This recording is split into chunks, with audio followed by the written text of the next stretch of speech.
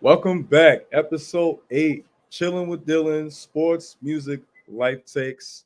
Like I've said in the last 1 through 7, or no, sorry, 1 through 6. I kept it Star Wars, but 7 through 9 in my world don't exist. So you gotta pay homage to the brother franchise, Star Trek, First Contact, the eighth Star Trek movie, arguably the best one of the Next Generation franchise. But today with me, I have a very special guest, a brother who I met at the 2023 NIL Summit, Mr. Matt Johnson.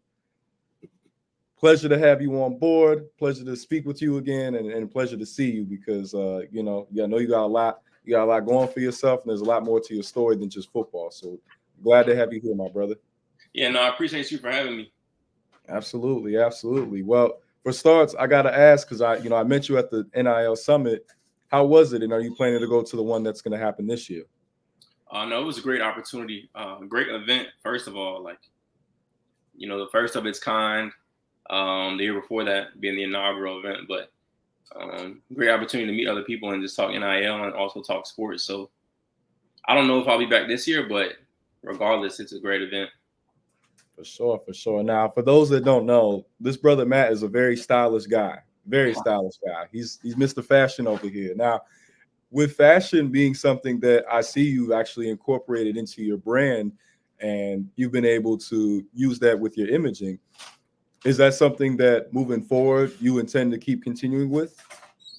Yeah, definitely. I think fashion is just another way to express yourself, and I've always looked at it as that. So, for as long as I'm alive, I think I'll dabble in it and kind of use that as a way to showcase more of who I am.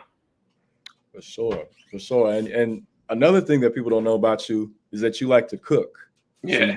you get busy in the kitchen out there, and you've even incorporated that as part of your brand as well. Do you also see that as something that you continue to do, or is that something like, hey, ladies, I got another tool to the kit? Definitely more than just for the ladies, but I actually I have an interest in cooking and cuisine, and I think I have for a while now. I can't remember when I first started, but it's always been something that I've enjoyed doing, and also the creativity aspect of it. Taking a normal recipe and kind of making it your own, adding different things to it, taking different things out has always been an interest to me. So I think I'll continue to do it more than just for the ladies, for sure. It definitely helps, though. He's being very modest, but I'm sure it helps. I'm sure it helps. When you look at, kind of that aspect of taking things into your own hands, you being a linebacker, you being in that position where you're having to analyze the offense and you're also having to be a leader on the defensive side, getting everybody in their positions. Was that what attracted you to playing the linebacker position when you started playing football, or was there another position that kind of caught your eye at first and then you adjusted to linebacker? Yeah, I first started off playing running back, and it was really up until I had the option to play either one in college, but it was kind of up until high school that linebacker was really introduced. Like, of course, in Little League, you play everything, but my primary interest was in playing running back. But I had a coach at one of the high schools tell me that I just looked like a linebacker, and it ended up being the case where I actually became one. So, I started off with running back, but linebacker definitely came into the fold. For sure. Have there been any prominent linebackers from past to present that you feel like have been influential and impactful upon your game and your approach to your play style? Yeah, I think past, definitely Ray Lewis. That's always been a linebacker that I look to in every aspect of the game because, he could play the run, but he could also play the pass. He could play the zone really well, and he could also, run through you if you were running the ball. And then nowadays, I look to Levante David and Devin White. Those two kind of epitomize the modern linebacker to me. There are other guys, of course, who you could say are better or whatever, but I think those two really do it well. That's the three those three names. You get a variety of skill sets, so I can see why somebody in your position in your field would look to those guys as an inspiration. Now, you guys are in the ACC, and people like I told you when I met you that the ACC does not get enough credit, does not get enough love. but it's one of the toughest conferences out there. I'd put it just underneath the SEC and the Big Ten. I think it's right there. And I think if we're looking at the depth of talent, I think it might even have a conversation to be right after the SEC if we're just going off the depth of talent. And you guys play in a conference that last year had 4 teams ranked in the top 25 and 11 teams, including your squad, won 6 games or more to become bowl eligible. What's the competition like for you playing in the ACC? And also, what are your biggest expectations for the Hokies this year? Well, I'll say competition-wise, it's top tier. I mean, you get every type of offense. Like, you get run heavy, you can get air raid, you can get anything in between, you know, really balanced offenses too. So it keeps your mind alert and keeps you on your toes, really, because you don't know what you're going to, I mean, of course, besides film, like, you don't really know what you're going to get the next week. You know what I'm saying? So definitely competition is top tier. And you mentioned the teams being in the top 25 playoff contenders, like that's an every year thing. And then for the Hokies, of course, I always will say that undefeated season is the expectation. Like that's always, perfection is always in the eyesight, I would say. For sure. I mean, you guys are playing my squad, FSU, I believe, this year. So I mean, I'm cool. I'm cool if we win that one. But everything else, hey, I hope y'all do go undefeated. But aside from that, you know, for you this year, I know that you know you just recently graduated, and congratulations. You know, another black man degreed up. Always got to salute that. But I also know that due to you know adversity that you had to overcome, you know, multiple ACL injuries, you still have eligibility. Have you made your final decision about if you're going to play, or is that something you're still debating on? Still up in the air, I'd say. Okay, I got you. Now, I also learned that you took on yoga, and I'm the son of a yoga teacher. Grew up doing it as well. I wish I did it because I had multiple injuries that, you know, impacted me as far as on both the physical aspect and then on a mental aspect, because the mental aspect is where you actually get impacted more in injuries, more than people who've never been injured. They can't always put themselves in that shoes, but it's the mental aspect that gets impacted. For you taking on yoga, was it something that it started out with just as a rehabilitation for your injuries, and then became something that you incorporated fully on, or what was that journey like? Yeah, that's a good question. So I started yoga when I was sometime in high school, and I just think my high school coach had introduced it during fall camp as a way to kind of take care of your body and stuff. And so I started doing it on my own outside of practice, and then I kind of fell off of it. And then coming up to Virginia Tech and being hurt my sophomore year, that was when I kind of looked at it as like, okay, I need to, you know, look at something else as another opportunity to kind of get my body back in shape besides just physical therapy. So it started off as something that I took an interest in, and then it became something that was more of like rehab oriented. I got that. Now with you, you're a Virginia native, and you coming from Richmond and then going over to Virginia Tech. Was that a pipeline that you envisioned and imagined for yourself growing up, or is there another school in Virginia that you had that closeness to and that bond with? I think, you know, I started off hearing about Virginia Tech and NCAA coming up, so it started early on.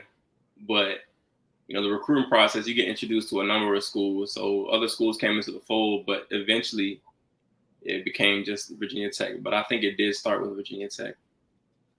I feel that. Now, to go from, you know, because got to address the elephant in the room, to go from a city like Richmond that has a very high black population, over around in the 45% range, to go to a school where demographic wise it's about 5%. We there, but the numbers, you know, maybe people ain't marking down the right things in they censuses. But was that at all a bit of a culture shock for you, or is that something that you were able to adapt to well? It was definitely more something I was able to adapt to, because growing up in Richmond, like I had moved around a bunch, so I was in a couple of different school systems, and I was able to kind of my high school is predominantly white, so I was able to get used to that early on. So kind of tech wasn't any different from me. It was actually interesting because the Black community here is pretty close. And although at the time of me coming here, 2019, I think there were like around 1,000 or so African Americans at the school. I don't know that number now, but it was really small compared to the total population. But you knew most of them. Sometimes we hung out in the same places, so it was cool. Like it wasn't anything that I had to completely adjust to, and it wasn't a culture shock. I like the fact that I was able to learn from different people and have different cultural experiences too, because that made me a more well-rounded person. And that's also something that many people speak very highly on you about, is that you are a very well-rounded person and a very thoughtful individual. And that, to give you your praise, but also to enlighten people who don't know, you got very involved with, the community around you, especially during the 2020 global pandemic. You started getting yourself further involved with community initiatives. How important was it for you to give back to the community? And is that something that you think that more athletes, especially Black athletes, need to immerse themselves in? For me personally, regarding the first question, I think giving back has always been something I've wanted to do as I've accumulated more resources and more opportunities. Just because I know how fortunate I have been due to the people that have reached their hand out to me and wanted to bless me and wanted to take care of me. So I've kind of always wanted to return the favor. And then just regarding African Americans, I think, what's interesting, I think, especially in the communities as these who are predominantly white, I think it is good for Black individuals to kind of reach out and do community initiatives, just because it exposes people who may not really be used to seeing people like us, exposes them to the appearance, but also the person and the individual and, the culture. So I think it is important. Yeah. For sure. And to further give you, to further highlight what you've been doing, because you've been doing a lot. You've been putting that boot to the ground work, which is integral, is important, because words is one thing, but actions hit a little harder. But you created the Planting Progress Initiative to combat health and food inequities within the local area. How important is that project for you, especially being someone who is familiar with the area around you and familiar with some of the problems that plague the city? I think it's been a great learning opportunity, not only for myself, but others involved. It started as a class project, but it grew into something that we actually, made true and made real. And just hearing from the students that we work with adolescents, how important it is for them to see us and have guests in their classes, and how ecstatic they are when they hear that we're coming, and the interest that they take in learning to grow their learning to grow their own food and learning about produce and how important healthy eating habits are. I think it's crucial, and it's awesome to see it taking effect, and that it's actually something that they benefit from. For sure. And with you've also had an opportunity to put the pen to pad, which as a writer, that's something that I always love to hear people doing. You were even able to be awarded the James Kennedy One Tough Student Scholarship, thanks to a stellar, immaculate essay you wrote about combating drunk driving. When you look at all these different community outreach and initiatives that you're doing, is writing a book about everything that you've done something that you see on the horizon when it's all said and done, to talk about the different things that you've been able to get yourself involved with that it's about helping others? Definitely. I think, Lord willing, I have the opportunity to do so. I think I'll definitely do that. That's actually something I've considered for a while, but I mean, literature stands the test of time. So that's definitely something I want to take an interest in. Hey, look, let me know, man. I'll definitely will cop a book. I'm sure there's a lot of interesting stories, and also there's going to be more things that you get yourself immersed and involved with. But that's awesome, though. That's awesome. And obviously, you've also had an opportunity to work in the marketing industry, and through your talents and through your knowledge and through your intellect, you've been able to create more opportunities. with your degree, is that something you see yourself, kind of putting together and creating a larger work of, or how do you plan to, what's okay, let me better word it. How do you in the long run, how do you see yourself incorporating and using that? In a lot of ways. I think there's an opportunity long term. You see athletes that stop playing, collegiate athletes that stop playing, and they're either underdeveloped for what they want to do in life, or they're just lost on what they want to do. So I think there's an opportunity to take that and marketing and storytelling. So take the opportunity to tell stories and kind of use it in a way that can help develop former collegiate athletes. I think there's an opportunity to do that. But I see those skills being used in a lot of ways. Right. We'll touch on those when they come. Okay. Now, as I've mentioned, you've got a lot of skills that are more than meets the eyes, and I'm sure people are very amazed and like, wow, he does a lot. He's a jack of all trades. He does a lot of different things. What other hidden talents do you have or that you're feel comfortable to share? Because that's kind of the stuff that you're doing. When I was in high school and I would try to get some of my teammates to, get involved with certain stuff, it was not to say that they weren't interested, but there wasn't. I think there's more of a desire now, especially in the aftermath of 2020, that people are starting to realize like, hey, we don't have to just play our sport. We can also do this and do that and get involved. Is there anything else that's a passion of yours that the rest of the world doesn't know about? Yeah, I would say thanks to my mom and her kind of pushing me. She wasn't an athlete growing up, so she didn't know anything about that. She knew about academics, and she kind of like pushed me into arts and stuff. So I learned how to play the piano, the baritone, and the trumpet. I read treble and the baritone and the trumpet, but I can read those and play those, and so that's something that most people don't know about me unless they ask, really. No, that's awesome. I mean, I was alto sax when I was in middle school. So you being baritone, you're right there. You're right there down the section. I'm next to you. Yep. That's awesome. That's awesome. Now, is music something that you ever thought about getting yourself involved with, maybe just as like a side passion, and maybe, I don't know, maybe as like a little backdrop to like some of the content creation that you do? They can hear like a little instrumental, or is that you haven't given that a thought? No, I think about it sometimes. What if I was a DJ? I wouldn't sing or get behind the mic in that way, but maybe one day I could be a DJ. That's something I like doing or like seeing.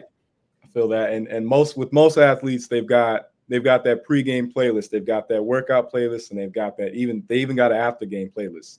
Who are some of your favorite music artists that you listen to that get you kind of like motivated and jazzed and ready to go out there and compete at your best? Yeah, I wouldn't say I have specific artists. I'll say I have well, no, I won't lie. Maybe I do have specific artists. I would say I listen to a lot of Babyface Ray, a lot of Jeezy. Ooh. And yeah, I'll say those two will be specific artists. But I like to listen to different genres too and styles of music. So I listen to a lot of gospel. I wouldn't say it's any one artist though. A lot of gospel, rap and stuff before and after after the game. So definitely those. Hey, that Babyface, that's that fly get money music, and that Jeezy, that's that hustle. Yeah. I'm really gonna go hard. I'm really gonna grind. So okay, I rock with that. And then you got the gospel, so you're getting spiritually in tune. That's that's a good combo. That's a good combo. When you're looking ahead and you're looking at football and the opportunities that it's blessed you with, and you've had quite the journey so far, and you're still in the kind of still in the thick of it. What's been your personal favorite memory as a Virginia Tech Hokie? That's a great question. I would probably say my first. I'd probably say my first game back playing since my first injury. I think I played against either Duke or University of Richmond was one of my 2 first games back from injury, that first go around. And I just remember like being on the field for the first time and looking around and just kind of being in the moment and being thankful for what I was doing at that time. So one of them 2 first games that I was back from injury from that first go around. I'm sure the adrenaline and the exhilaration was on 10, and given everything you had gone through, I know to be out there with your brothers, that's something that it's a feeling that's unlike any other. It's a high, you know, it's like a woo, I'm here. Yeah. Definitely. I feel that. Now, you know, because when I was doing some of my research and looking back, you had a high top, but now you got dreads. Now, what inspired that? Because, you know, like dreads are very popular. You know what I'm saying? I'm Caribbean, so, you know, that's very familiar with me in the culture. But as you see, I'm not even anywhere close to that right now. But what inspired you to, you know, grow your hair out? And do you see yourself you going down a Shabba Rank style, or is that like the length that you're gonna go? Yeah, I think right now it's like at my collarbone. I think I'll keep it right there for a while. But the inspiration, honestly, I should have done my whole head, but I'm cool as it is. Like, still rocks well. But the inspiration came from Samson in the Bible and just him and his strength with the long hair. But I just like that was the inspiration, and now it's just the fact that it's so versatile having locks. Like, you can do so many different hairstyles. And I started off with a ball fade in some ways, so you know there wasn't much that I could do with that, you know. But now I can do a whole lot. So yeah, I feel that, and I like that answer, that Samson from the Bible, because that is a great story. You know, that's, you know, for those that don't know, that is definitely a story that people in the Bible need to read, because that strength from the hair, and that's something that I think culturally, why hair is so important in the Black community, is because there's so many things from a spiritual and from a deeper esoteric aspect that is connected to our hair. It's connected to kind of where we get our inner electricity from. yeah. You know, since you brought up the Bible, you know, what is your personal favorite Bible verse that you have the most affinity to and closeness with, that motivates you and is able to get you through things? Yeah, I would say there are a few, but the one that came to my mind first was Romans 8:28, where it says, "The Lord works all things for the good of those who love Him, who are called according to His purposes." And so I look at that one, and I'm just like, you know, everything that goes on in my life, like, of course, God is leader, and above all, you know, I just recognize the fact that He's working all these things for my benefit, and it's all part of the plan. So that one definitely. Amen. You know, I've been hearing people give Romans its proper due, and I think there are a lot of great verses in Romans that speak to that trust, putting your trust in God, and recognizing that, look, as long as I keep working towards my goals, and as long as I keep putting my heart first and foremost and staying in my truest self, then God is going to continue to bless me. And it does sound like you've really recognized that and incorporate that into your mentality. So that's awesome. Now, when it's all said and done, because, you know, obviously the story of Matt Johnson is still being written right in front of us, and you're a very, you know, sharp brother mentally, and as far as your character, it you know, it speaks volumes. You know, got to mention that you've been nominated for the All-State AFCA Good Works team and the Werfel Trophy, and people have recognized that you're a very high character individual. You're somebody that really is more than just an athlete. You know what I'm saying? And when it's all said and done, and your legacy and everything that you've accomplished, everything that you've been able to achieve, how is it that you want to be remembered as?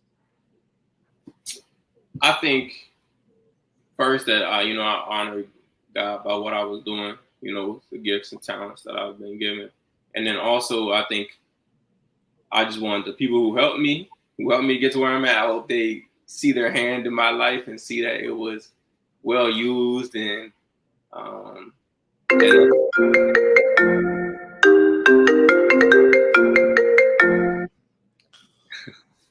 no, but just that everything that, you know, the people who have been around me, you know, that they've, you know, really that their help was used in a good way, and that it wasn't used in vain, that kind of thing. I do apologize for that.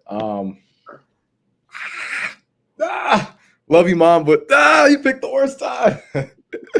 Moms, gotta love them though. Gotta love them though. But that is amazing though, and I think that when people just look you up and they're just going off of what they're seeing, but then they meet you, they see that your resume, your pedigree, it all checks out.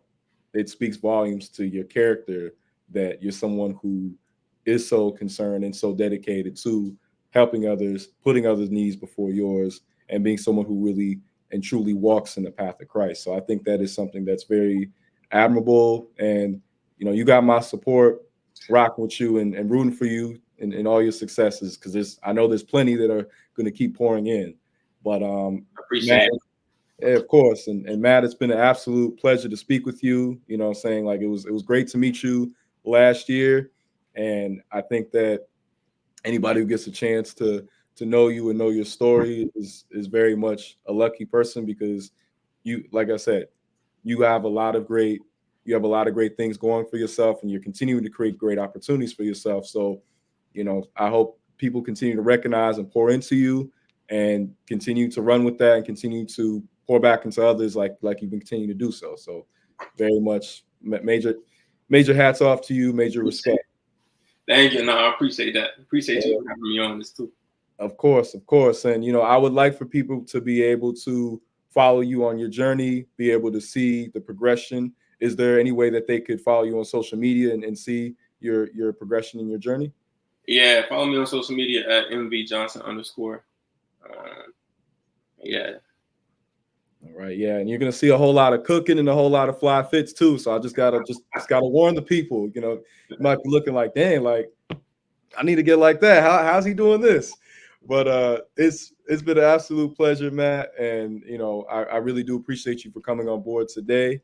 That wraps up episode 8 of Chillin with Dylan, Sports, Music, Life Takes. Stay tuned for more content. Follow Quan, KWON _solo, like the Black Han Solo. And also follow Chillin with Dylan 1229 to stay up to date with more content that's on the way. Thank you once again, Matt, for appearing on the platform. And best of luck to you. And God bless and best of luck to you and everything else that you're doing. Most definitely. I appreciate you. Hey, of course. And I always end things with my catchphrase that I developed years back. But keep it chill. Hey, man. But you have a great rest of your day, and best of luck to you and everything else moving forward, my brother. No, likewise. You too, man. Be safe. I appreciate you. God bless. You too.